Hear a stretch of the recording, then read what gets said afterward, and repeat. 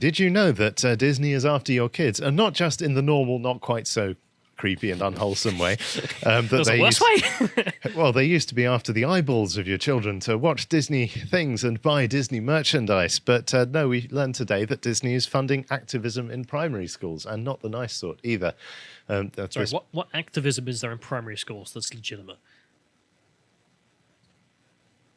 I mean, crickets. There is no activism in primary schools that can possibly be illegitimate. Well, that's the thing. One of the great saving graces of our society and culture, for all of its flaws, is that we do manage to preserve the innocence of children for a reasonable length of time. And preserving the innocence is synonymous with keeping them out of politics, which also means the same as not doing bloomin' activism. But yeah, no, we want child heroes of gender identity and LGBTQIA plus champions. So there we go. Throw in a Z, why not? Indeed. So as the post-millennial reports here, Disney funds gender identity LGBTQ curriculum in schools and has been doing so for 20 years. GLSEN has ways that teachers can incorporate lessons on gender identity and LGBTQ advocacy and issues from 1st through 12th grade. So the whole thing, full spectrum, everyone. No matter how young, no matter how old, they get the same messaging. You're never too young for Disney's Disney's gender ideology. Well, this isn't communism per se, but this is a very Soviet/Marxist-Leninist view of it. Is it not? Like the idea that a child is never too young to become a communist? Anyway. Sure, they do not believe in the sanctity of children. No, of course not. And Disney continues, has been funding these guys for over 20 years. So Disney announced with pride their plans to fund 10 organizations that are based in advocacy and education around LGBTQ issues, specifically for children and teens. Among these groups receiving funding is GLSEN, which pushes gender identity and LGBTQ curriculum to schools in the US. GLSEN provides resources for educators towards, quote, developing LGBTQ inclusive classroom resources that promote safer school environments by developing lessons that avoid bias and that include positive representations of lesbian, gay, bisexual, transgender and queer people, history and events. Well, first of all, the Orwellian part of my brain is screaming here because they avoid bias and include positive representations of something. Yeah, okay. Right? That is contradiction in terms. Where's the negative representations and also the neutral ones? That is like, we shall tell the truth and also lie. It's that kind of formulation. You can't tell the truth and lie at the same time in the same statement. Don't you know that alphabet is double plus good? Okay. But we're not giving you a biased result at all. No, exactly. The idea is that these lessons should start in elementary school. Further, an LGBTQ-based curriculum should be implemented into most content areas. So mathematics, LGBTQ, physics, LGBTQ, history, LGBTQ. Yeah. Woodworking, LGBTQ. Presumably they'll be coming out of that classroom with giant wooden dildos or something. God knows. But also I just love the idea of some primary school teacher being like, little Billy, you know what queer sex is? And he says no. And then the teacher is going to say, well, let me show you. And it's, no, this should not be the conversation that's ever happening. This is not why we have schools. Not to mention, I don't know what a queer electron would be, but I guess we'll find out. Probably a strange quark, I don't know. Sorry, nerdy joke. Yeah. You wouldn't get it. Sorry, that was so patronizing. Don't worry, we love our viewers, really. I just have a strange sense of humor. So you always got to do that qua thing. Or you say queer, but you say qua instead. Quark. Yeah, anyway. Let me just recompose myself. Care should be taken to fill gaps while looking for opportunities to deepen student understanding of their world and identities, GLSEN writes. Now, whenever you hear the word identities, you should probably be on the lookout for intersectional identities, because that's what they're talking about. Split personality disorder. LGBTQ people, history and events can be easily inserted into most content areas. Yes, but should they? Should they? Yeah, let's see. Should they? The answer is no. Oh, God. You know we could easily insert queer theory into mathematics? If you have 3 guys who are gay and 2 guys who are straight and you add them up, what do you have? 3 gay guys, because it doesn't matter. You don't need to. You know, in North Korea, they actually have this in the education curriculum. So if you're doing mathematics, I read from a lady who went over there and taught to the elite. They will literally do addition and subtraction and whatnot by saying, like, 10 Yankee bastards get shot by 30. It's ridiculous. But yeah, you don't need to insert the ideology. Mm-hmm. Yeah, I don't know. I feel like if you were writing one of these curriculums and you had a sardonic sense of humor, you could come up with some hilarious queer mathematics questions. So if any of our viewers are in that unfortunate station in life, you know what to do. But the next sentence is incredible. Teaching about identity at any age is valuable for students and can be considered part of social emotional learning, SEL. We're going to explain what that means in a minute. Curriculum should provide students with opportunities to reflect on their own identities, including gender identity and expression, family diversity, including LGBTQ-headed families, and the types of relationships they may want to build in primary school, elementary school, when they're, 6? I want to play with the trucks. No, you don't. You want to learn about family structures. You want to build a doll's house with 3 gay dads. That's what you want. One of whom is transgender. He's not dad. Wait, no, he's a dad still. Oh, God. Okay. Well, I'm outraged by this blatant display of transphobia. Goodness me. So social emotional learning may be the real story here in a way, and I just want to bring this to your attention. So I have here an explainer for what social emotional learning is from America. Quote, is Mickey Mouse also involved in this one? No, this is actually much more interesting. It's not cut and dried as to whether this is good or bad, and I'll talk about it a bit more.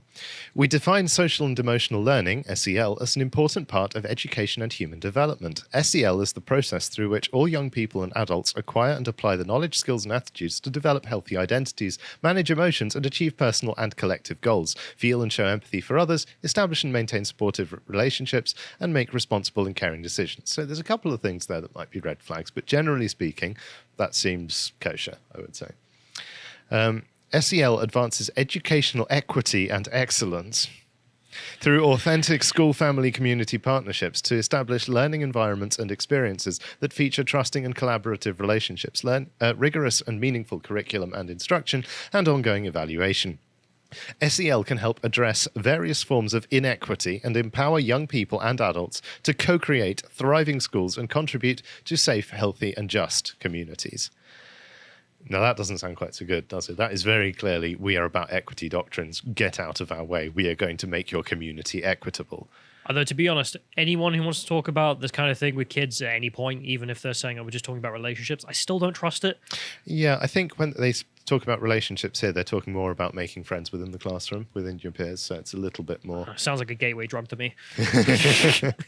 Empathy is also a gateway drug for the far left. So that actually, I have a lot to say about empathy, but I don't think I'll have time to do so today. I don't think it is nearly as good or necessary as we advertise in the West. Empathy. I think excessive empathy, especially when you're exposed to social media and the addictive habit-forming patterns that you can see in Twitter and Facebook and so on. I think being highly empathetic makes you much more suggestible and much less empowered and more dependent on external factors, which isn't necessarily a good thing. But anyway, getting back to the topic at hand. So I've been reading up on the history of SEL recently as part of my research for 3 recent articles on education that we've published on the Lotus website. So the first one was this, where I discuss what we really mean by an education. The next one is this, where I talk about child early psychology when it comes to learning and development. And finally, there is another one. This is going up today, as you see, it says published in an hour, about what school does that we don't realize it does. So if you want more on education, then please check those out. But moving back here, so my takeaway is that social and emotional learning seems like it originated as an intelligent framework for discussing the holistic education of young children. And it's clearly had a lot of time and effort from some very clever and well-meaning people poured into it. However, it has also emerged from the United States of America, and as such, SEL runs the risk of becoming contaminated with the pathologies of American society and politics. This focuses on equity and identities. I think they loom pretty large. I don't want my school to be guided by the idea of eliminating social inequities and creating social justice. I don't think that's going to lead to my children being very happy or well-informed or very... Anyway. No, but it's also the point that when you extend this to any part of education, parents really shouldn't be paying to make their kids stupider. Yeah. It's just not, it's not a good trade. No, or paying so that some teacher can come in and use this fancy framework to actually support their social justice agenda and indoctrinate or brainwash children into political activism To being dumb. or into LGBTQIA plus representation, which is what these guys are trying to push that we discussed, that That Disney are kind of funding. gender ideology. Yes. But there's also, it's not just that, there's also the repeated focus on the materialistic, which never quite escapes American discussion of education. If we scroll down here, there's a review, which I'll just cite from briefly. There's an 11-to-1 return on investment. So for every dollar invested in programming around social and emotional learning, we see that they're saving $11. It's like, okay, yeah, that's the focus, is it? Saving money, not about educating children. Whatever. But also, how does that make any sense? Yeah, well, they're trying to say that you get greater economic outcomes, I think, from children who are educated via SEL programs, according to research. I call bull on all of that. There is no way going through some program when you're just this young about relationships somehow makes you 10 times more There's been 28 economic. years of research into this, Callum. Who do you think you are to challenge that? Yeah, I could also make up some studies. Why not? I'll take the money. Yeah. Okay, we have a definition as well from here if we want to get a summary of the history of this SEL framework. So the term social and emotional learning is relatively new. However, the concepts of SEL have been used in education for a long time. SEL was formed when scholars from multiple fields, such as emotional intelligence, child development, prevention science, bullying prevention, and public health, came together in 1994 to identify key skills and competencies students need to successfully navigate school and life. These scholars developed SEL as an umbrella framework in an attempt to end a piecemeal approach to social and emotional issues that students face and create a common understanding and goal for student development. And so they formed CASEL, Collaborative for Academic, Social and Emotional Learning, which is the main sort of block or organization driving the adoption of this framework in schools. Since the conception of SEL, thousands of schools have implemented SEL programs, and researchers have conducted more than 500 evaluations of the various types of social and emotional learning programs. School districts are opening offices of SEL. There are SEL coaches within schools. SEL is being incorporated in teacher preparation programs, and multiple national and state initiatives have been developed to support student social, emotional, and academic development. So it has a long history, and it's recognized everywhere. Reading between the lines, basically, SEL is poised to become the new fashion in mainstream educational programming. And so I think it's worth taking the time to influence it with more wholesome values and rescue it from the grasping hands of ideological activists like the LGBTQ plus activist crowd. They fully recognize the value of infiltrating and subverting this educational theory. As we can see, if we go back to the degeneracy, teaching about identity at any age is valuable for students and can be considered part of social emotional learning, right? So they've identified a theory which may have some intellectual merit, which is slowly taking over the educational establishment, and then they are pushing to slowly take over that theory, because by doing that, they get to take over the educational establishment by proxy. So... but let's just see what this means in practice. GLSEN provides lessons that teachers can use to indoctrinate students into their views. Many of these lessons center on teachers drawing out students to talk about their own identities and explorations of those perceived identities. That's a bit creepy. I don't even know what that means. In early elementary, students will be taught about non-traditional family structures and gender stereotypes. What, are they meant to embody those, to experience them? Yeah, so, you send your kids off to primary school wearing their uniforms for the first time, You've got your books, 6 or you're 7 going to do years your reading. old, right? Settle down. Got and then magic it's like, key in there. Yeah. No. And they sit them down and it's like, okay, do you have two dads? What would it be like if you had two dads instead of a mummy?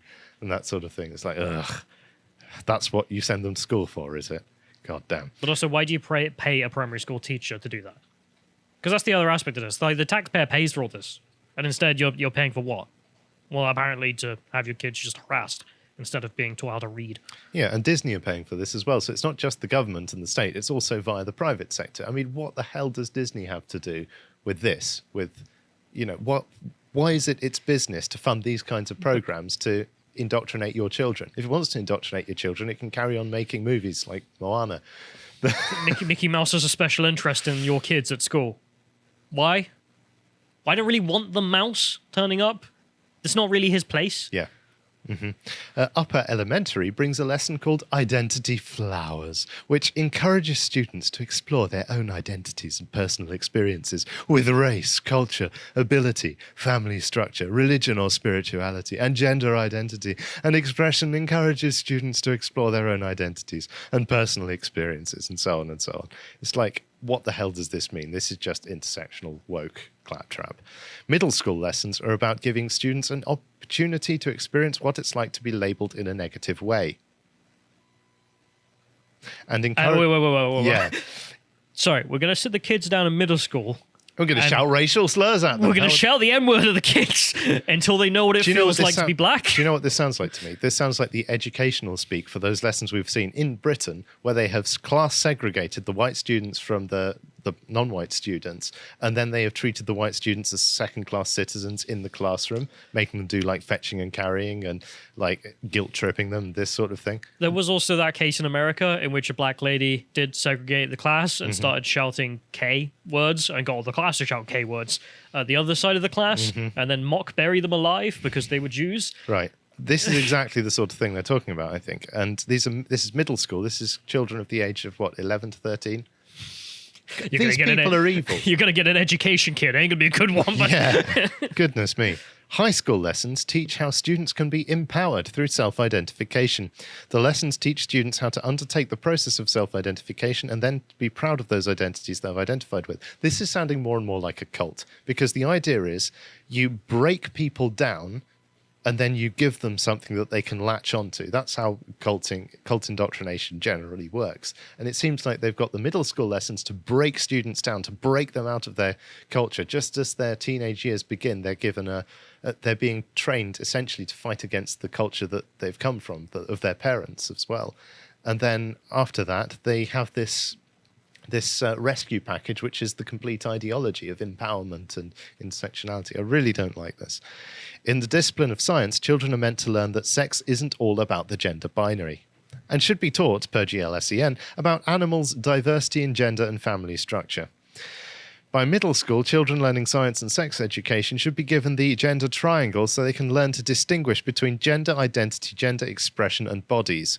Educators teach about biology and the human bodies in ways that do not reinforce gender binaries and includes intersex people. In this lesson, students will learn that chromosomes have nothing to do with a person's gender. I still can't read, but at least I've got this graph now of a triangle of gender identity, body versus... Oh, God, that's why I wasn't listening. And they have it right one. here, the triangle, if we scroll down. There we go. This is what it's important to learn in high school. The kid apparently can't read the words, but he could look at the graph. Fantastic.